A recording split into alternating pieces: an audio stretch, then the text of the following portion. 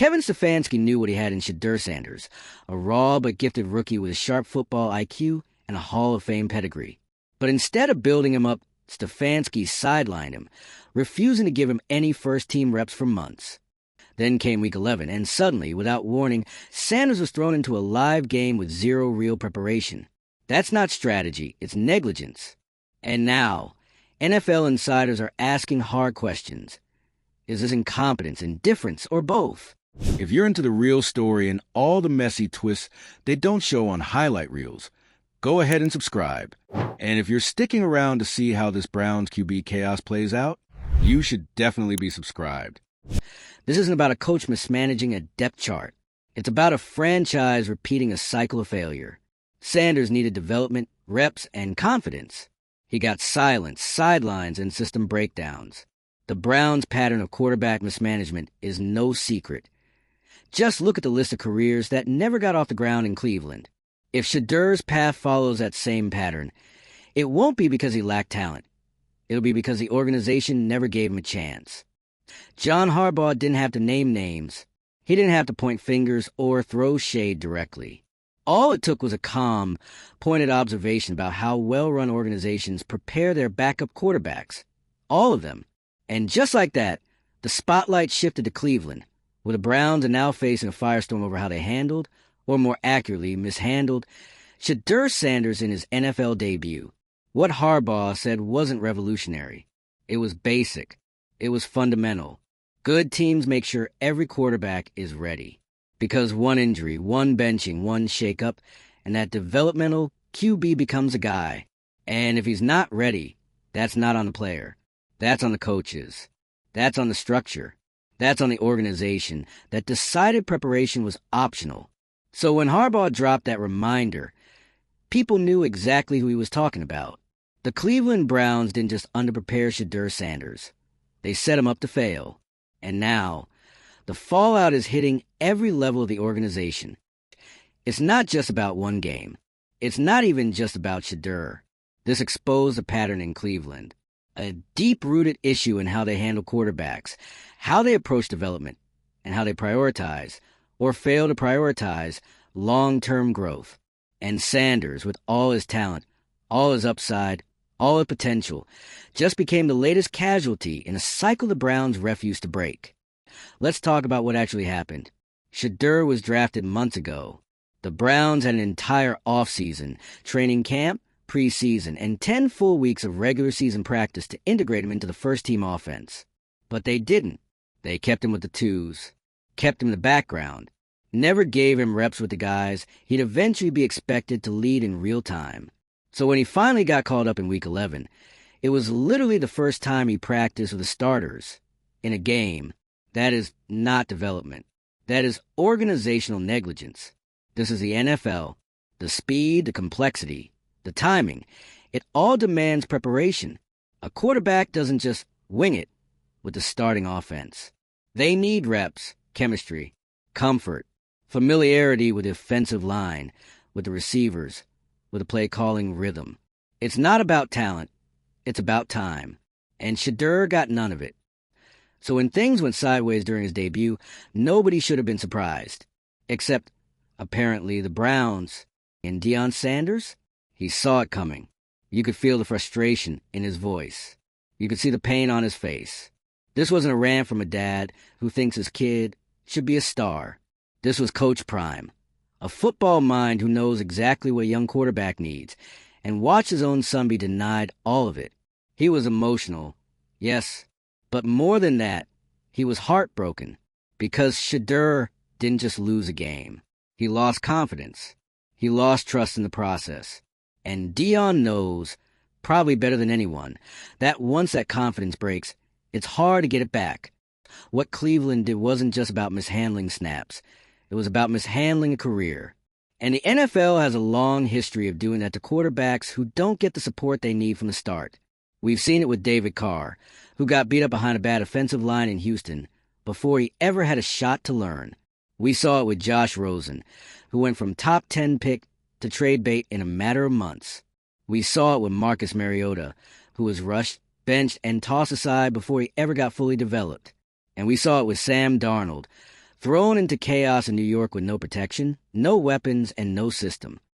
And now we're watching unfold again, in Cleveland, with Shedeur Sanders. This wasn't just a case of a rookie not being ready.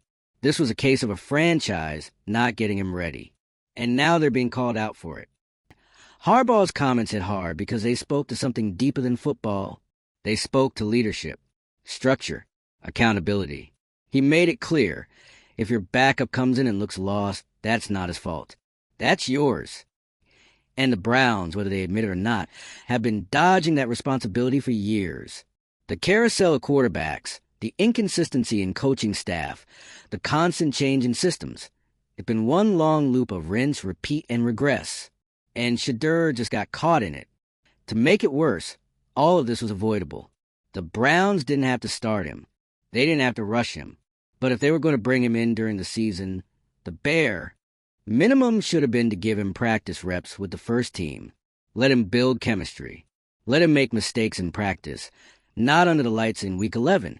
Instead, they waited. And when the pressure hit, they looked surprised when the offense didn't click. But what were they expecting? That he'd sync up with receivers he'd never thrown to before? That the timing would magically appear after months of working with the twos? That's not how quarterback development works. And it's certainly not how you nurture the confidence of a player you claim to believe in. Now, Shedeur is getting some of those reps.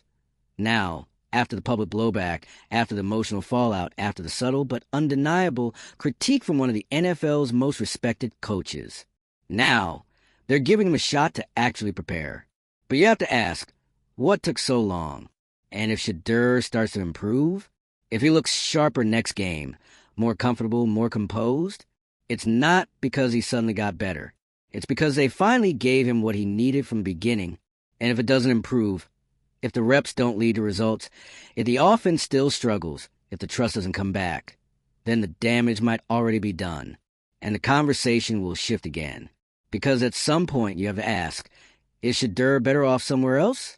There are teams across the league that invest in their quarterbacks, that build systems to support them, that develop them with patience, precision, and purpose. And if Cleveland continues to drop the ball, then Shadur has every reason to want out. He didn't sign up for this chaos. He didn't ask to be a placeholder, a scapegoat, or an afterthought. He came to compete, to grow, to become the quarterback he's been groomed to be.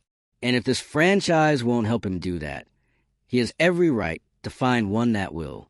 The Browns have a decision to make. Either they change the way they operate, or they continue the cycle. Because it's not just about Shadur. It's about every young quarterback that comes after him. And whether this team will keep wasting talent because they refuse to change the way they prepare it.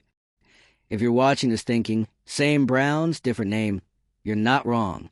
Let us know what you think in the comments. Should Shadur stay and fight for a future in Cleveland, or look for an organization that actually believes in quarterback development? Tap the like if you've seen this story play out before. Share this with someone who's been watching this mess unfold. And make sure to subscribe so you don't miss the next chapter. Because this one's far from... This isn't just a tough debut. This isn't a rookie learning curve. This is what it looks like when a franchise fails at the most basic responsibility, developing its quarterback. And let's not sugarcoat it. What the Cleveland Browns did to Shedeur Sanders isn't just questionable coaching. It's a fundamental breakdown in leadership. It's the kind of decision-making that sinks careers, ruins momentum, and leaves fans wondering why the same mistakes keep happening over and over again. Shedeur Sanders deserved better. From day one, he wasn't drafted to be a filler. He wasn't brought in to ride the bench indefinitely. He was a highly regarded young quarterback with serious upside, football intelligence, accuracy, pocket presence, and composure under pressure. But none of that matters if a team doesn't commit to developing it. And that's where the Browns completely dropped the ball. So let's break it down. He didn't get first-team reps in the preseason. He didn't get time with the starters during practice. He didn't get the chemistry-building opportunities that every quarterback needs to build trust with their offense. And somehow, despite all of that, Cleveland made the call to throw him into live game action in Week 11 without any of those fundamentals in place. That's not just risky. That's reckless. You can't develop timing in warm-ups. You can't build rapport with your receivers by watching from the sidelines. Quarterbacking at the NFL level isn't just about talent. It's about trust, rhythm, and preparation.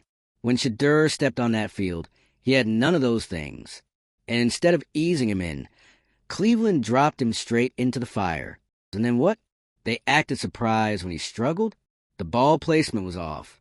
The reads were rushed. The offense looked completely out of sync. And all of that points to one thing. He wasn't prepared because they didn't let him prepare. This wasn't a reflection of who Shedeur is as a player.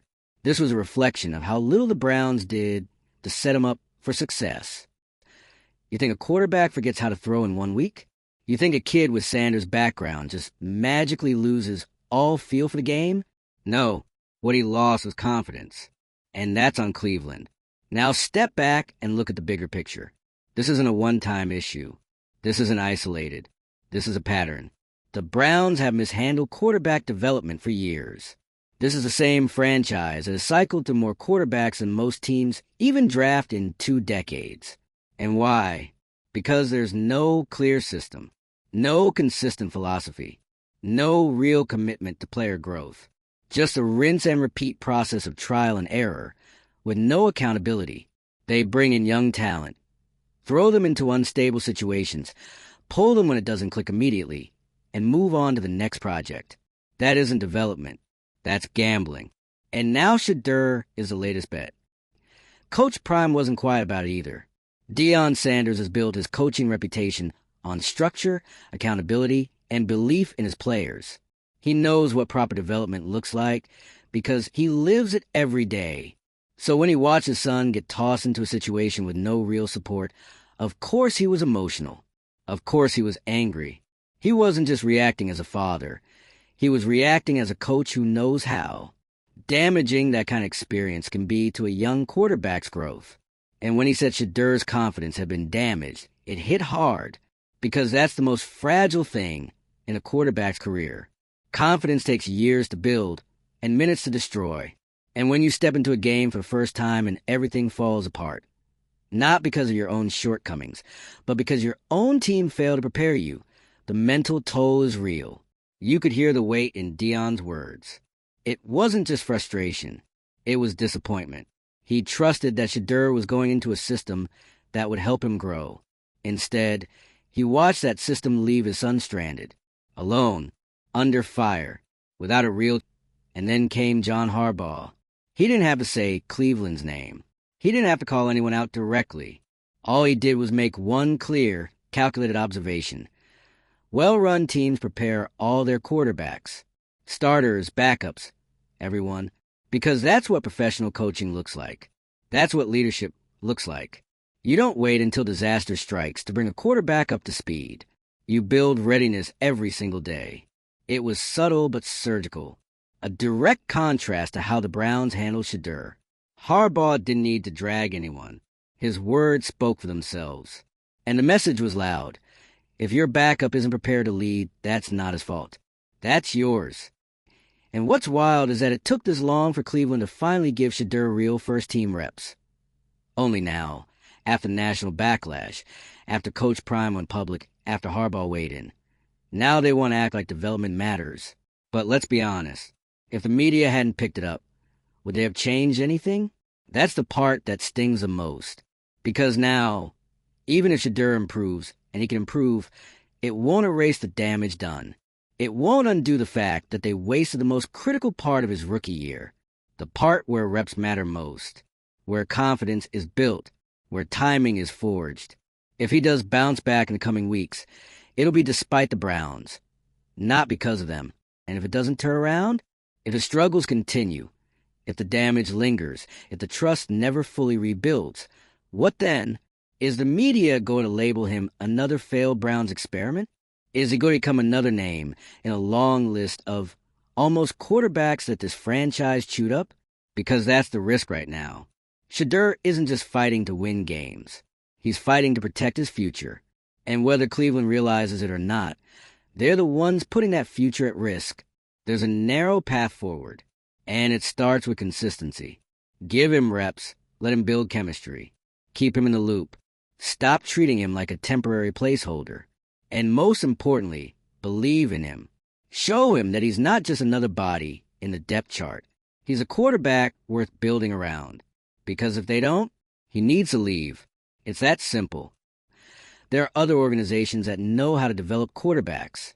Teams with structure, with a vision, with coaches who don't wait for failure to make adjustments. And if Cleveland can or won't change, Shedeur has every right to find a team that will invest in his growth, not just use him as a stopgap. He still has the talent. He still has the leadership. He still has the potential. But none of that will matter if it's trapped in a system that doesn't know how to support it. So where do we go from here? That depends on what Cleveland does next.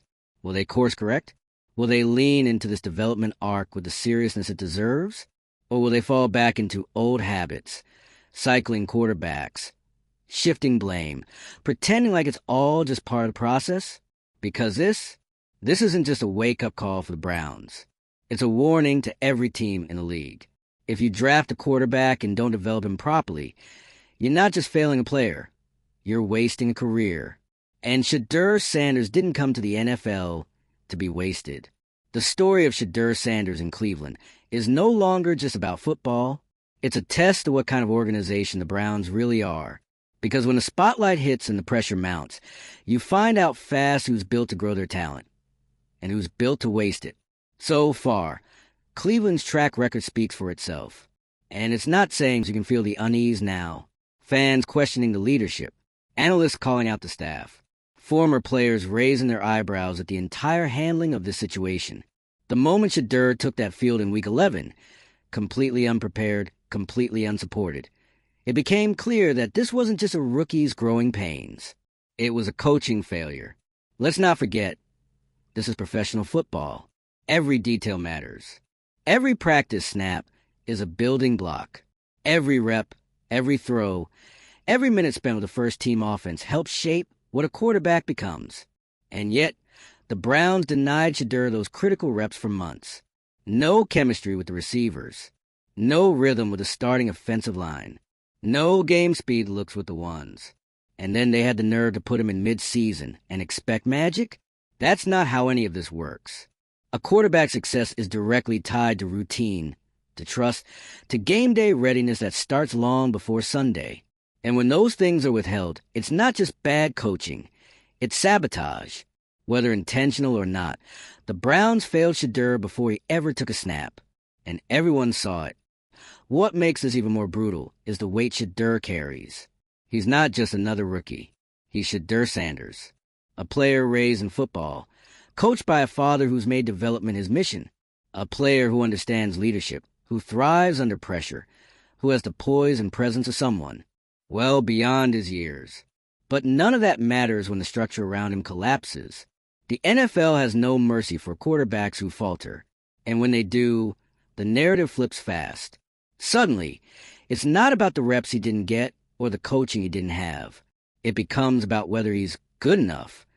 And that's where the real danger lies. Because perception in this league becomes reality real quick.